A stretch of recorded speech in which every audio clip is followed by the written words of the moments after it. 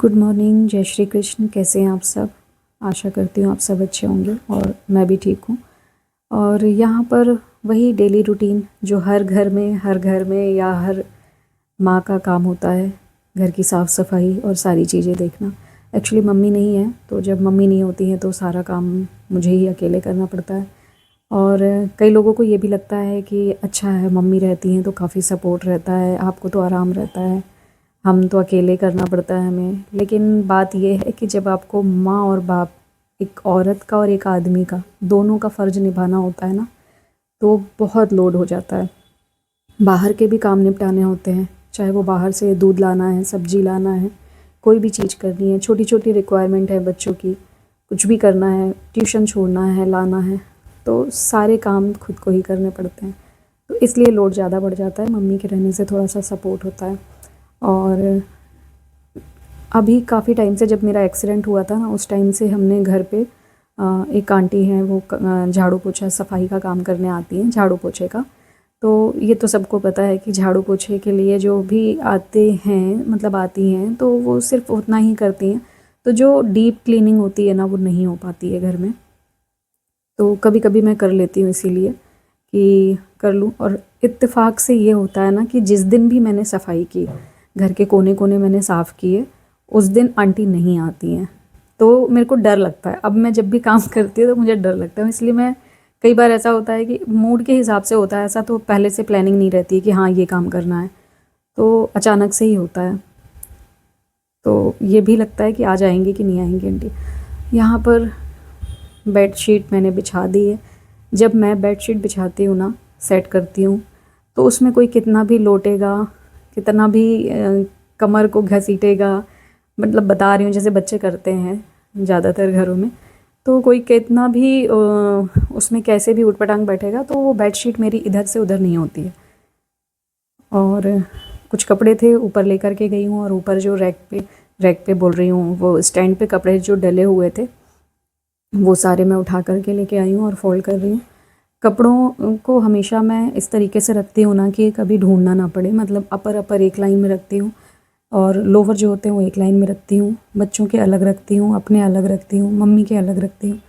तो ऐसे में कभी भी ना कपड़े जब आपको ढूंढने होते हैं ना, तो दिक्कत नहीं होती है। तो हमेशा ऑर्गेनाइज़ करके रखने से आपके टाइम की भी बचत होती है, घर भी अच्छा लगता है, माइंड भी ठीक रहता है। और यहाँ पे मैं पूजा करने बैठी हूँ, ये आखिरी सोमवार है, और लाइट चली गई थी। तो वो चार्जर वाली लाइट है हमारे यहाँ पे सारे रूम में लगी हुई, तो थोड़ी सी लाइट आपको देखने को मिल रही है, वरना हमारे घर में ना बिना लाइट के एक भी रूम में नहीं रह सकते आप। इस तरीके से स्टार्टिंग से ही पापा ने बनवाया था कि रोशनी नहीं होती है घर में, तो सिर्फ हॉल में ही रहती है। तो बस यहाँ पर पूजा कर रही हूँ। और अब ना ब्लैंकेट से कितना अच्छा, मतलब सपोर्ट मिल गया है ना, कि आपको सोचो, बेलपत्र धतूरा, ये सब मैंने ब्लैंकेट से ऑर्डर करके मंगाया है। मतलब किसी भी चीज़ के लिए आपको इधर उधर जाना नहीं पड़ता, आजकल हर एक चीज़ आपको घर बैठे मिल जाती है। और यहाँ पर मैं चंदन लगा रही हूँ शिव जी को। शिवलिंग है, छोटे से शिवलिंग है, मतलब थम जो होता है अपना, उसका भी आधा, तो उतने बड़े शिवलिंग हैं, तो उसमें मैं चंदन लगाती हूँ, और बीच में सिंदूर की लाइन होती है ना, वो लगाते हैं। अब इसको क्या बोलते हैं, ये कौन सा तिलक होता है वो मेरे को पता नहीं। 3 लाइन चंदन की, और बीच में तिलक जो होता है वो सिंदूर का होता है, तो वो लगा करके। और डेली का मेरा रहता है, पहले मैं 1 माला करती थी, फिर 2 माला, फिर तीसरी माला, मतलब अब 3 माला, सावन से मैंने 3 माला शुरू कर दी है, और जो कि शिव जी की है, शिव जी के मंत्र की। और मेरा फास्ट भी रहता है मंडे का, जैसे कि मैं पहले रहती थी, अब मैंने फिर से स्टार्ट कर दिया है, बीच में एक्सीडेंट के टाइम बंद कर दिया था। और मैं ना घर को जैसा रखना चाहती हूँ ना, मतलब मेरी जैसी सोच है घर को रखने की सजा करके, वैसे मैं रख नहीं पाती हूँ, क्योंकि सिलाई का काम भी रहता है ना, तो कुछ ना कुछ फैला रहता है। फैला क्या रहता है, थैलों में काम रखा रहता है, कारखाने का काम रखा रहता है, तो अब मैं इसको लेकर के कहाँ जाऊँ, रूम में ही रखना पड़ता है। घर के काम ख़त्म नहीं हुए तब से बेटा स्कूल से आ चुका है। मैं भी ना उन्हीं औरतों में से एक हूँ जो सिंगल मॉम है, डाइवोर्सी हैं, जिसने ज़िंदगी में बहुत कुछ पीछे छोड़ दिया है, लेकिन अपने बच्चे और अपने सपने के लिए आगे बढ़ना कभी नहीं छोड़ा है। हर दिन वही काम, वही ज़िम्मेदारी, लेकिन एक चीज़ है जो हर दिन नहीं होती है, खुद को कल से थोड़ा और बेहतर, थोड़ा और मजबूत बनाना, ये हर दिन होता है। गाइज़ अभी मुझे जाना है मंदिर रुद्राभिषेक में और मैंने पहन ली है ये साड़ी, बिल्कुल लाइट वेट है। एक्चुअली मैंने ये इंस्टाग्राम स्टोर से मंगाई थी, तो इसका लिंक तो मैं दे नहीं सकती हूँ बाकी। और अभी मैंने कंगन चूड़ी सब इसलिए निकाल रखी है क्योंकि मैं बना रही हूँ फलाहार, और फिर मैं बार बार हाथ धोती हूँ तो वो गीली चूड़ियाँ अजीब लगती है मुझे, तो इसलिए मैंने निकाल दिया है। और विशु को जा रही हूँ उठाने। यहाँ पर साड़ियाँ फैली हुई रिव्यू के लिए जो आई हैं।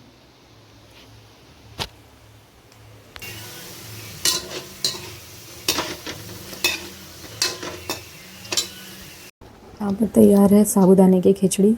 वैसे मैं आलू जो है वो बॉईल करके बनाती हूँ, पर आज जल्दी थी तो मैंने आलू कट करके बनाए, कच्चे आलू जो हैं वो कट करके। इस तरीके से भी अच्छा लगता है और विशु का तो फेवरेट है, मुझे भी बहुत पसंद है और बहुत सारे लोगों को पसंद है साबूदाने की खिचड़ी। अभी इसको नींद से उठाया है मैंने, तो साबूदाने की खिचड़ी खाने के लिए ही इसकी नींद खुली है, इसको इतने पसंद है। और फिर हम निकलेंगे रुद्राभिषेक में और हम आ गए हैं मंदिर। यहाँ पर रुद्राभिषेक हो रहा है जो कि लक्ष्मी मंदिर है, वहाँ पर आए हुए हैं। तो मैं दोनों बच्चों को भी लेकर आई हूँ, विधि को, विशु को। ये बहुत मुश्किल से ऐसा मौका मिलता है कि आपको रुद्राभिषेक करने का मौका मिले, क्योंकि घर पे हर कोई कराए ये पॉसिबल नहीं हो पाता। इस बार मैंने सोचा था, बट मम्मी का इधर उधर आना जाना, थोड़ा सा मम्मी के समय पैरों में दिक्कत होती है, तो उस वजह से घर पे नहीं करवा पाई। तो मैंने सोचा कि मंदिर में ही चलते हैं, इस बार मौका मिल गया है। पिछली बार मैं नहीं आ पाई थी क्योंकि उस टाइम मेरा एक्सीडेंट हो चुका था, सावन में भी जब हुआ था एक्सीडेंट, इस वजह से नहीं गई थी।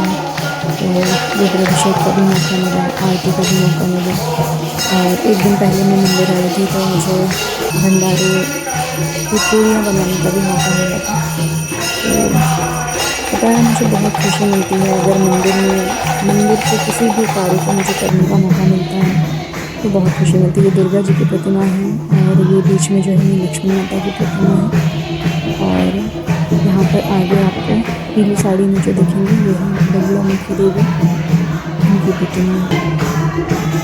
पंडित जी सबको रक्षा सूत्र बांध रहे थे, तो विशु में भी बंधवाया, विधि पहले ही बंधवा चुकी थी। और इस मंदिर का ब्लॉग मैंने पहले भी आप लोगों के साथ शेयर किया है, अगर आप लोगों ने देखा हो तो। सब कुछ होने के बाद पंडित जी ने रोक लिया था, चाय पीकर जा रहे हैं। और पता है बैकग्राउंड में थोड़ी सी आपको चिल्लाने चीखने की आवाज़ आ रही होगी, जो कि विशु की है। इसको कोई भी चीज़ में कितनी भी बार आवाज़ दे करके बोलती हूँ ना कि विशु थोड़ा शांत रहो, वॉइस ओवर कर रही हूँ, बट वो थोड़ी देर रहता है फिर वैसे ही हो जाता है।